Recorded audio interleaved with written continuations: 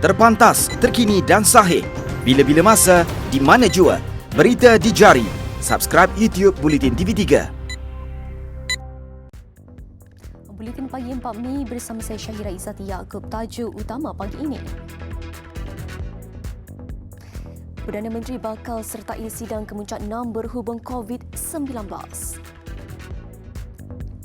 PKP untuk tempoh COVID-19 akan terus berada dalam komuniti sehingga 2 tahun.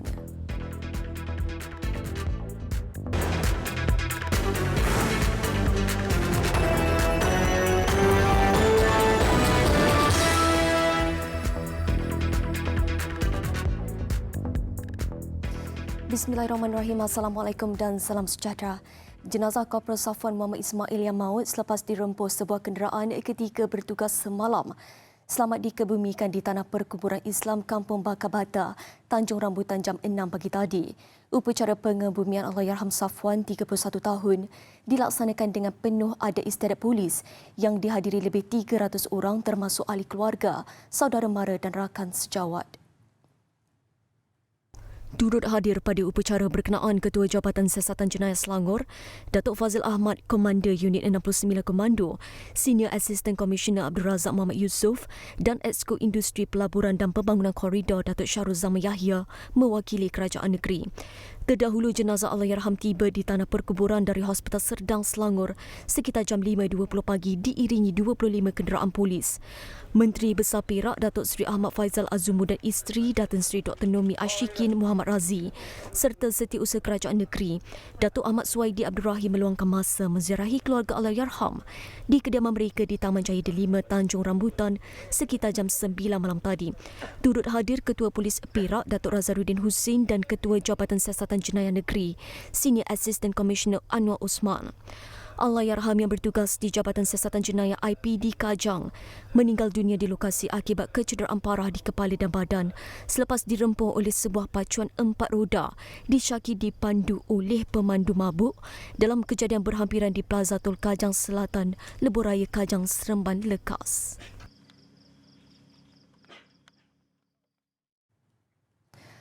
Perdana Menteri Tan Sri Muhyiddin Yassin akan menyertai sidang kemuncak secara dalam talian pergerakan negara-negara berkecuali 6 berhubung COVID-19 yang berlangsung menerusi persidangan video hari ini. Kementerian Luar menerusi satu kenyataan memaklumkan ia merupakan penyertaan pertama Tan Sri Muhyiddin dalam arena 6 sejak dilantik sebagai Perdana Menteri ke-8.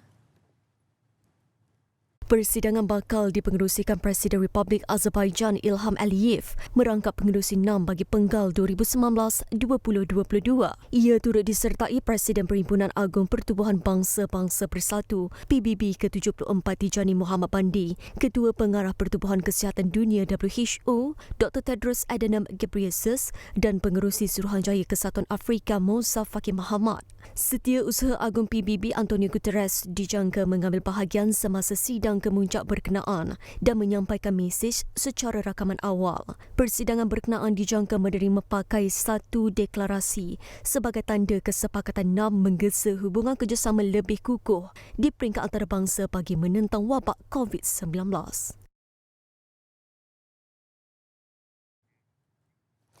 Selagi tiada vaksin dan ubat yang berkesan untuk merawat COVID-19, virus itu dijangka terus berada dalam komuniti sekurang-kurangnya selama 1 hingga 2 tahun lagi.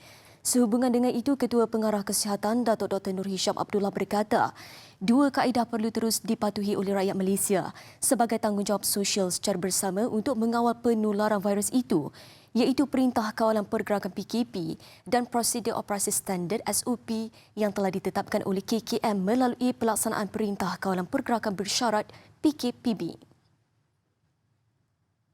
2 kaedah tersebut. Jadi kita dah menggunakan kaedah PKP untuk tempoh 3 kali dah. 3 kali masuk kali PKP keempat.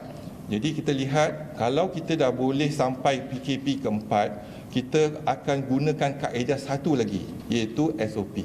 Dan ini SOP kalau boleh patuh, jadi mungkin kita boleh gunakan kaedah yang digunakan pakai di Taiwan, dan juga di Sweden, di mana mereka tak ada PKP tetapi menguatkuasakan kepatuhan sosial dan disiplin sosial yang tinggi, dan ini mendukakan satu tanggungjawab sosial bersama. Tambahnya, dengan ketiadaan vaksin ketika ini, vaksin yang paling berkesan untuk Malaysia ialah dengan mengamalkan penjarakan sosial. Beliau turut menjelaskan mana-mana individu atau syarikat yang tidak boleh mematuhi SOP ditetapkan boleh kembali kepada amalan PKP kerana Akta Pencegahan dan Pengawalan Penyakit Berjangkit 1988 atau Akta 342 masih berkuat kuasa.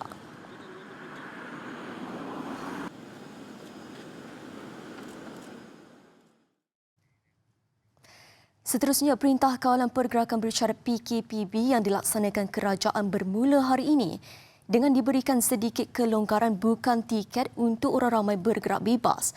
Menteri Dalam Negeri Datuk Seri Hamzah Zainuddin sebaliknya berkata ada beberapa syarat yang masih perlu dipatuhi dan mana-mana individu yang tiada keperluan untuk keluar diminta terus berada di rumah. Tambah Datuk Seri Hamzah, penguatkuasa undang-undang seperti Polis Diraja Malaysia masih melaksanakan tugas mengikut prosedur operasi standard SOP dengan tindakan akan tetap dikenakan kepada mana-mana individu yang didapati sengaja mengingkari PKPB. Kepada rakyat biasa, kalau tidak ada apa-apa, kita galakkan supaya kalau boleh duduk di rumah lah. Masih lagi. Tak payah nak keluar kerana penyakit COVID-19 ini kita tak tahu ada di mana-mana saja. Maka sebab itu kita telah pun maklumkan mass gathering tidak boleh dibenarkan sama sekali. Setakat ini katanya sekatan jalan raya masih dilaksanakan di kedua-dua zon merah dan hijau. Namun kelonggaran diberikan di zon hijau berbanding PKP sebelum ini. Datuk Seri Hamzah mengadakan lawatan kerja di Laluan Keselamatan dan Pembangunan di sempadan Malaysia Thailand berhampiran kawasan Padang Besar Perlis semalam.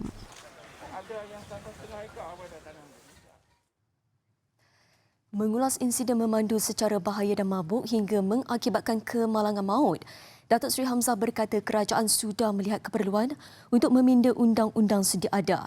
Jelasnya akta sedia ada akan dipinda untuk memberi hukuman lebih berat dan setimpal kepada mereka yang memandu di bawah pengaruh alkohol. Menurutnya, perbincangan bersama Kementerian Pengangkutan akan dilakukan dalam tempoh terdekat berkaitan keperluan meminda undang-undang sedia ada itu. Kali terakhir ia dipinda kira-kira 15 tahun lalu. Maka kali ini kita nak supaya undang-undang ini diperhebatkan lagi supaya sekiranya ada orang yang menyalahgunakan dengan mabuk, contohnya membawa kereta, boleh kita ambil tindakan yang sewajarnya. Semalam, seorang anggota polis yang dalam penugasan sekatan jalan raya di Plaza Tol Kajang Selatan, Lebuh Raya lekas maut akibat dilanggar sebuah kenderaan dipandu seorang lelaki di bawah pengaruh alkohol. Seramai 28,992 individu ditahan di seluruh negara kerana pelbagai kesalahan sepanjang tempoh Perintah Kawalan Pergerakan PKP dari 18 Mac hingga Sabtu lalu. Pengarah Jabatan Siasatan Jenayah JSJ Bukit Aman, Datuk Huzir Muhammad berkata, daripada jumlah itu 15,792 orang atau 54.4% sudah didakwa di mahkamah. Fasa pertama hingga fasa ketiga iaitu daripada 18 Mac hinggalah ke 28 April 2020. Contoh mana-mana PDRM telah berjaya menahan dan menangkap sejumlah 27,061 orang pesalah atas pelbagai kesalahan di sepanjang tempoh PKP dari 18 Mac hingga ke 28 April 2020. So daripada jumlah itu seramai 13,980 orang telah dituduh di mahkamah. Manakala bagi fasa keempat yang baru bermula, seramai 1,931 orang pesalah yang melanggar PKP telah pihak kita tangkap. Rakan-rakan media sedia maklum bersama kita pada petang ini. Beliau berkata demikian pada sidang media di Bukit Aman semalam. Dalam perkembangan lain, Datuk Huzir berkata setiap ketua polis daerah sudah bersedia bagi menghadapi sebarang kemungkinan termasuk isu kesesakan orang awam. Di beberapa lokasi tumpuan bermula hari ini susulan Perintah Kawalan Pergerakan Bersyarat PKPB. Polis katanya sudah bersedia memantau perkara terbabit.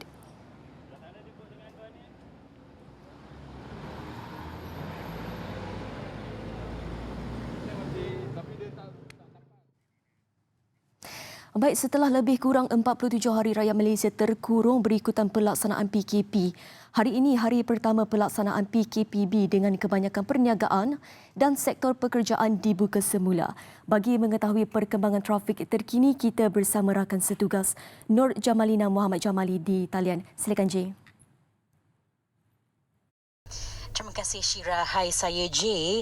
Menerusi pemantauan kami menggunakan aplikasi Waze ketika ini, pergerakan trafik di sekitar Lembah Kelang terutamanya dan juga di pusat bandar KL masih lagi dalam keadaan lancar di semua lokasi. Dan beralih ke Lebuh Raya Utara Selatan, pergerakan trafik di sepanjang Lebuh Raya juga dilaporkan lancar, cuma status terkini dalam lebih kurang 20 minit yang lalu, keadaan lalu lintas dekat Jambatan Pulau Pinang dari Permatan Pauh menuju ke Prai masih lagi sedikit perlahan dan menunjukkan peningkatan jumlah kenderaan. Dan pihak Lembaga Lebuh Raya Malaysia turut melaporkan pergerakan trafik di lebuh-lebuh raya kendalian mereka masih lagi berada dalam keadaan terkawal. Dan jika anda ingin mendapatkan lagi perkembangan trafik yang terkini dari semasa ke semasa sepanjang tempoh Perintah Kawalan Pergerakan, anda boleh rujuk kepada laman Twitter LLM Traffic ataupun laman Twitter Plus Traffic.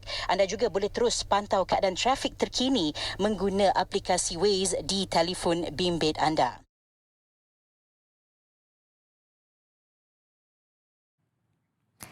Baik, Jay, kita ke laporan seterusnya. Perkhidmatan di Mahkamah Seluruh Negara akan beroperasi secara biasa bermula hari ini selaras penguatkuasaan Perintah Kawalan Pergerakan Bersyarat PKPB dan pasca Perintah Kawalan Pergerakan PKP. Pejabat Ketua Pendaftar Mahkamah Persekutuan Malaysia memaklumkan Ketua Hakim Negara Tan Sri Tengku Maimun Tuan Mat mengarahkan perkhidmatan merangkumi pejabat pendaftaran, kaunter setempat dan kaunter Pesuruhjaya Sumpah memulakan operasi hari ini. Dalam satu kenyataan, Pejabat Ketua Pendaftar Mahkamah Persekutuan Malaysia berkata, perkhidmatan berkenaan termasuk kaunter surat kuasa wakil, kaunter Biro Perkhidmatan e-filing dan bahagian pengurusan dan kewangan di semua pusat tanggungjawab dan pusat kos. Untuk kes yang sudah ditetapkan untuk pendengaran di Mahkamah Terbuka akan bermula secara berperingkat mulai 13 Mei ini. Satu garis panduan pengendalian kes dan tata cara pengendalian piawaian pencegahan wabak COVID-19 semasa tempoh PKPB dan pasca PKP akan dikeluarkan. Mahkamah akan memastikan garis panduan yang dikeluarkan oleh Majlis Keselamatan Negara, MKN, Kementerian Kesihatan dan Jabatan Perkhidmatan Awam JPA sentiasa dipatuhi sebagai langkah pencegahan penularan wabak COVID-19 dalam menjalankan operasi mahkamah. Semua pihak yang berurusan dengan mahkamah dimohon untuk mematuhi arahan dan garis panduan yang dikeluarkan oleh mahkamah, MKN dan KKM. Kementerian Sumber Manusia amat menggalakkan semua majikan, terutama yang beroperasi di zon merah dan kuning, supaya memastikan pekerja mereka menjalani saringan COVID-19. Ini berikutan sektor ekonomi mula beroperasi secara terkawal, tertakluk kepada syarat dan prosedur yang ketat di bawah pelaksanaan Perintah Kawalan Pergerakan Bersyarat mulai hari ini. Dalam satu kenyataan, Menteri Sumber Manusia Datuk Seri M. Saravanan berkata, ujian COVID-19 untuk pekerja dilaksanakan di bawah program saringan prihatin PSP dan akan disediakan secara percuma oleh Pertubuhan Keselamatan Sosial Perkeso. PSP Perkeso meningkatkan jaminan kepada pekerja bahawa mereka bekerja di persekitaran kerja yang selamat dan sihat serta bebas COVID-19. Dengan adanya kaedah pencegahan yang dipatuhi majikan dan pekerja, negara akan dapat mencegah gelombang baru jangkitan COVID-19 yang mungkin timbul daripada kluster tempat kerja seperti yang dialami di negara lain. Jelasnya amat penting bagi semua majikan dan pekerja mematuhi prosedur operasi standard SOP yang ketat dalam pembukaan semua operasi perniagaan bagi memastikan tiada risiko penularan COVID-19. Kementerian Sumber Manusia katanya akur tentang perlunya meneruskan semula operasi perniagaan. Namun pada masa sama, sektor perniagaan mesti mengutamakan keperluan pencegahan penyebaran COVID-19 terutama dalam kalangan pekerja. Keselamatan dan kesihatan pekerja adalah amat penting dalam memastikan semua pekerja kekal sihat sewaktu menjalankan pekerjaan masing-masing. Beliau berkata semua pihak perlu bekerjasama memecahkan rangkaian jangkitan COVID-19 dan mencegah kluster baru di negara ini. Pembayaran pengeluaran iLestari daripada akaun 2 Kumpulan Simpanan Wang Pekerja KWSP akan mula dikreditkan ke akaun ahli bermula hari ini hingga 18 Mei depan. Ketua Pegawai KWSP Tunku Ali Zakri alias berkata, ahli KWSP yang permohonan pengeluarannya diluluskan akan dimaklumkan mengenai pengkreditan itu menerusi laman sesawang iLestari. Sejurus bayaran dikreditkan ke dalam akaun bank masing-masing. Menerusi satu kenyataan, Tunku Ali Zakri berkata, proses pengkreditan ke dalam akaun bank ahli mungkin mengambil masa 1 hingga 3 hari daripada tarikh KWSP membuat pindahan. Jelas beliau, sejak iLestari dilancarkan pada awal April lalu, KWSP sudah meluluskan lebih 3.51 juta permohonan berjumlah 1.66 bilion ringgit. KWSP juga katanya telah mengadakan perbincangan dengan bank-bank raka kongsi sepanjang bulan lalu bagi memastikan sistem dan infrastruktur mereka bersedia untuk menerima dan memproses sejumlah besar deposit pada satu-satu masa. Malah lanjutan daripada perbincangan itu, mereka bersetuju kaedah terbaik dan paling selamat adalah melalui pindahan dana harian secara berperingkat dari KWSP ke institusi kewangan.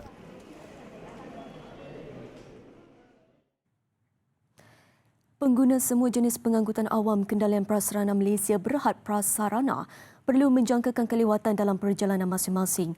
Menurut Ketua Pegawai Operasi Kumpulan Operasi Prasarana Muhammad Nizam Alias, ia susulan pelaksanaan langkah tertentu bagi memastikan penjarakan sosial selain mengelak berlaku kesesakan di platform tren serta bas.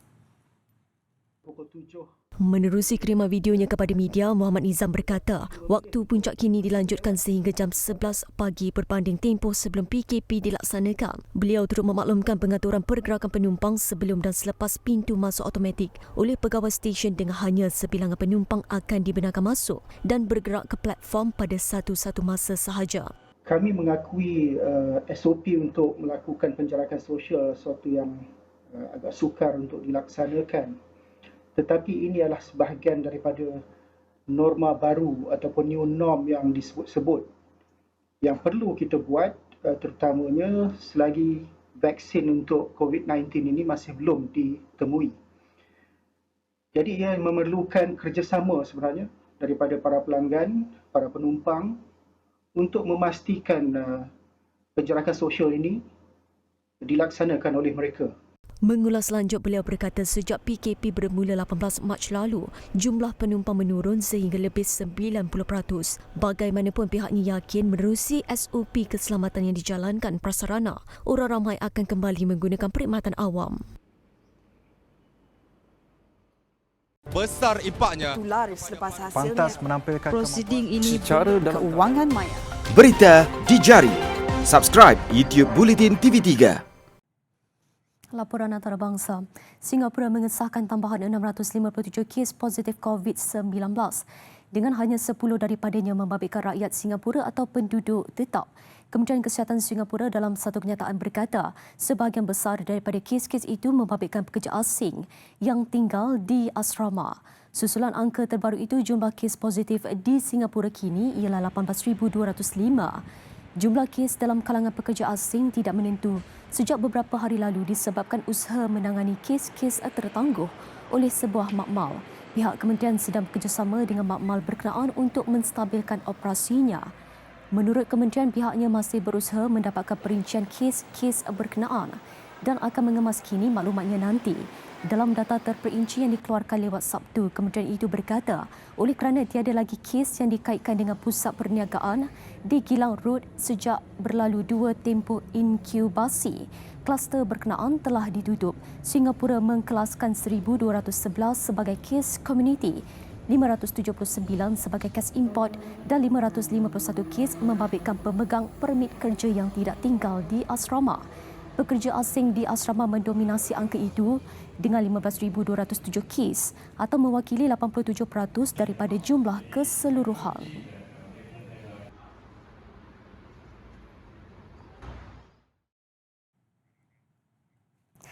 Di Korea Selatan, ribuan warga negara itu tidak melepaskan peluang untuk keluar beriadah selepas pandemik COVID-19 di negara itu menunjukkan penurunan kes jangkitan. Pantai Suku menjadi tumpuan sempena cuti umum dan kebanyakan yang ditemui gembira dapat mengelakkan tekanan di rumah kerana sudah berkurung hampir 2 bulan. Walaupun berisiko untuk ke pantai berkenaan, mereka mendakwa tetap mengamalkan penjarakan sosial. Korea Selatan akan menguatkuasakan amalan penjarakan sosial bermula 6 Mei ini. Pada fasa baru itu juga, premis perniagaan dibenar untuk beroperasi. Begitu juga aktiviti berkumpul serta penganjuran acara dibenarkan. Tetapi perlu menerapkan penjarakan sosial.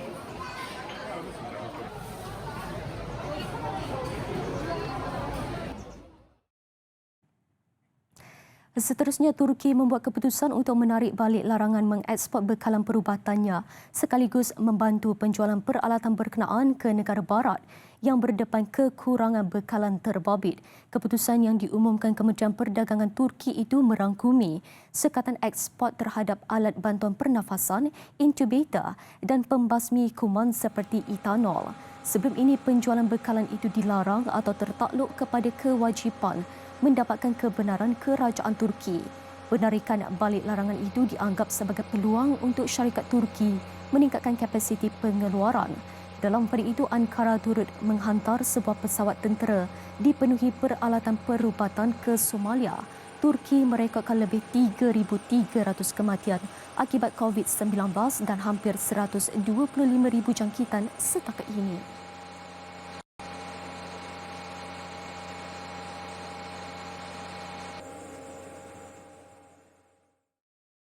Besar impaknya. Laris selepas hasilnya. Pantas menampilkan prosiding ini secara dalam keuangan maya. Berita di jari. Subscribe YouTube Bulletin TV3. Sukan, Persatuan Bola Sepak Melaka Musa mendapat lanjutan tempoh pembayaran tunggakan gaji sehingga tarikh yang akan diumumkan kelak. Ia diputuskan Persatuan Bola Sepak Malaysia memandangkan kesukaran Musa dalam situasi Perintah Kawalan Pergerakan ketika ini.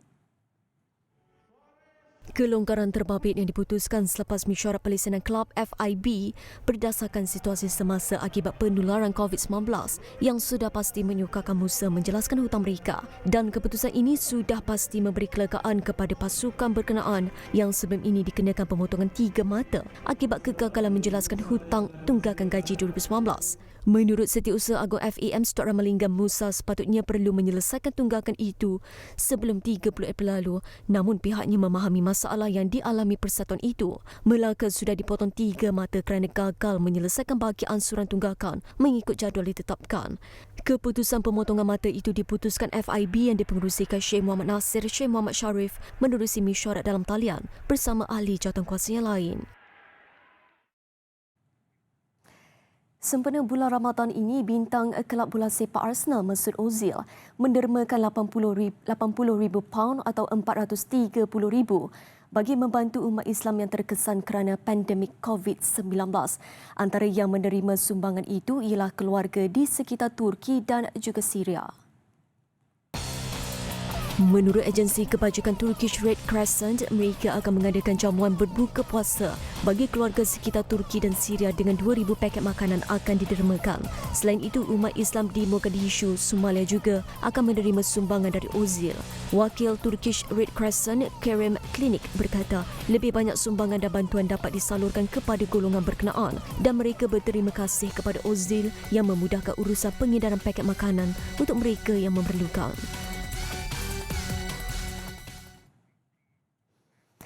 Sekian paparan Buletin Pagi. Sekiranya anda mempunyai sebarang aduan yang ingin disuarakan di sepanjang tempoh PKP, email kami ke news@tv3.com.my. Saya Syahira Izzati Yaakob. Salam hormat dan Assalamualaikum.